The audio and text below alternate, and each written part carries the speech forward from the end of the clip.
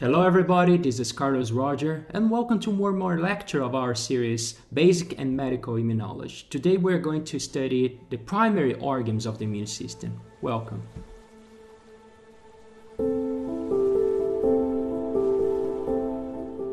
So the first organ to study here is the famous bone marrow.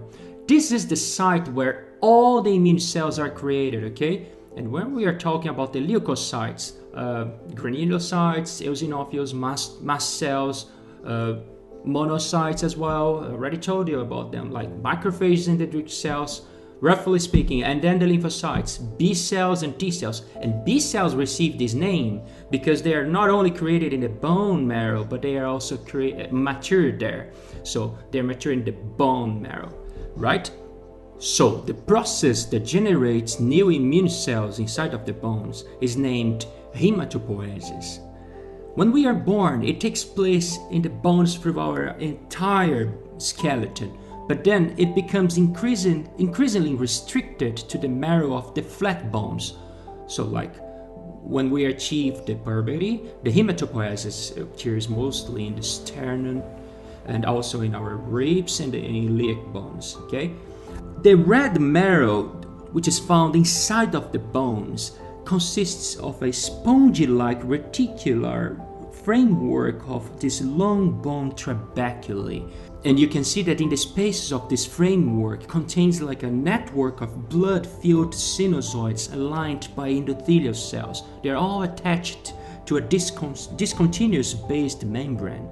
And when I say about endothelial cells, I'm talking about the same cells that compose the walls of our arteries and veins, okay? So outside of the sinusoids are clusters of precursors of blood cells in various stages of development, as well as fat cells and other stromal cells there as well. So these blood precursor cells, they mature and migrate through the sinusoids and the base membrane, and then they surpass the endothelial cells to drop in the circulation. If the bone marrow is injured, or there's like a kind of exception of demand of blood production, our liver and the spleen often become sites of hematopoiesis, the so-called extramedullary hematopoiesis sites. So when we look at this scheme here, we have a glance of all the immune cells that are generated from the blood marrow. So this is a very delicate process that all starts from the hematopoietic stem cell. This is a self-renewing stem cell. So the hematopoietic stem cell will create a multipotent progenitor. From this guy here, this guy will split and form the early progenitor with myeloid potentiation that will create the myeloid cells of the immune system, like monocytes, dendritic cells, eosinophils, and the granulocytes, and then the comolymphoid progenitor as well that will make the lymphocytes and the natural killer cells, okay? So the lymphoid progenitor will create the cells that will later drop in the lymphatic system, and the myeloid cells will create the cells that will circulate in the blood, mostly, or roughly speaking, okay? They are both circulating the blood, but the lymphoid cells, they are mostly devoted to circulating the lymphatic system. So the differentiation process here is guided by the constituents of the bone marrow. So the bone marrow is created not only by these stem cells and stuff. No, they have a lot of other cells there. They have support cells. So it's also constituted by stromal cells. They are like fibroblasts, for example, or resident dendritic cells and macrophages that all together make this bone marrow. So depending on the needs of our body, or even the communication with the hormonal system that dictates the needs of our body, it will tell the stromal cells to release some particular chemicals that will guide what type of cells the bone marrow needs to produce in that particular moment, okay? And this is a very beautiful process because it all depends on these chemicals that are secreted in the bone marrow, like text message. So these cells are receiving messages from our nervous system or our hormones guided by our brains, And they say, okay, we need to produce more, for example, T cells. So some particular cells in the bone marrow start secreting the command to activate these T cells production. So, for example, in this table here, we have the interleukin 7. The interleukin 7 is the kind of text message that the bone marrow constituents secrete to stimulate the progenitor cells from the lymphoid lineage to create a T cell. Okay? So the IL-7 is mostly secreted by fibroblasts and the bone marrow stromal cells inside of the bone. Okay?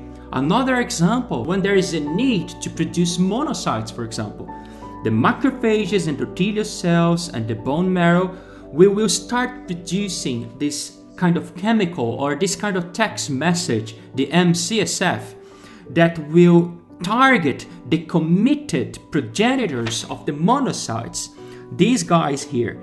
So they are stimulated by the MCSF to generate the monocyte, and the monocyte afterwards, when it reaches the tissues, will differentiate into a macrophage or a dendritic cell. Okay, so it all depends on the needs that our body is engaged with the hormonal system and our nervous system. So then particular cells of the stroma of the bone marrow will secrete these chemicals that will tell what kind of immune cell we need to produce.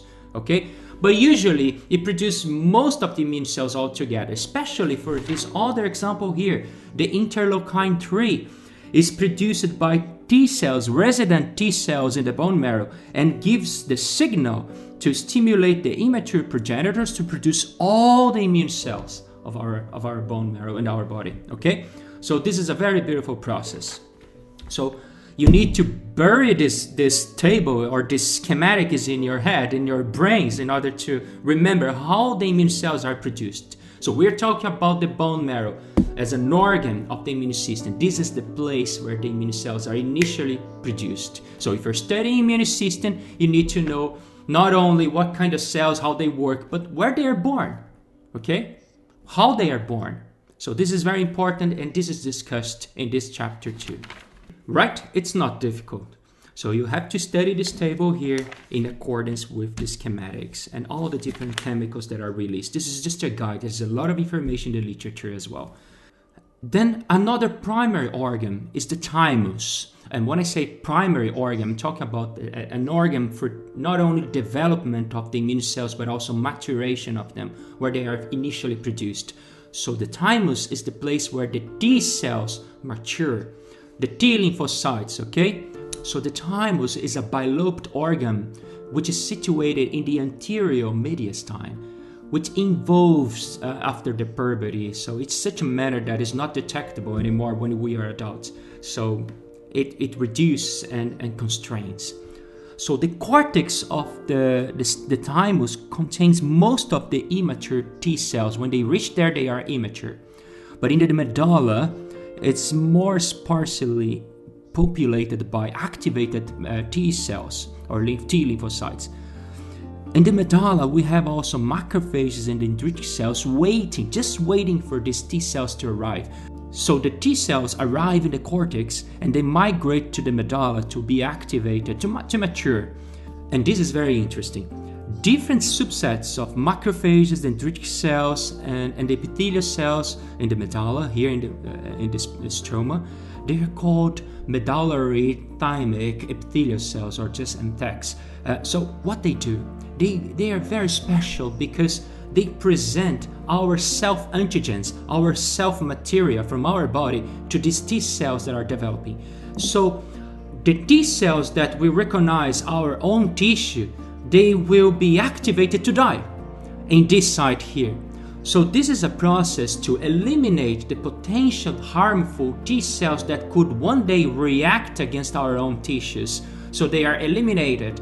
The only ones that will survive there are the T cells that do not recognize our own tissues and they don't react against us. So this is a filtering process that we are eliminating the potential cells that could one day cause autoimmune disease in our body. Okay? So a disorder of T-cell immunity caused by the failure of the development of the thymus is called the Digeot Syndrome. So the patients of the Digeot Syndrome, they suffer of the T-cell deficiency because of a chromosome deletion that eliminates the requirements to produce the thymus and afterwards the T cells. And in our lab, we have a kind of mouse that has the same fraction of these genes also deleted, so we can simulate a condition where the immune system is absent. And interesting that these mice, they don't have hair, they're naked or bald. And the reason why is because the necessary genes to produce hair in these mice is also located between the genes that induce the production of the thymus. So when we delete this gene, these mice also don't produce hair. They're very cute. So after this maturation in the thymus, when they are educated to not recognize our own tissues, they are mature, but they are still naive. They are not kind of activated, because they will be only activated when they find their proper antigen that are like a virus or a bacteria or even a cancer cell. So they leave this place and they drop in the circulation. So one day they will find like a particular antigen to react and neutralize. Okay, so that's all for today. I really hope that you enjoyed this video. We studied the primary tissues or primary organs of the immune system, where they are produced and mature. And in the next lecture, we are going to study the secondary organs of the immune system, where the war happens, where the lymphocytes and the monocytes are encountering the pathogens, and all this battle will start and develop. Okay, this is fascinating. And I hope to see you in the next video, okay? Keep well and bye-bye.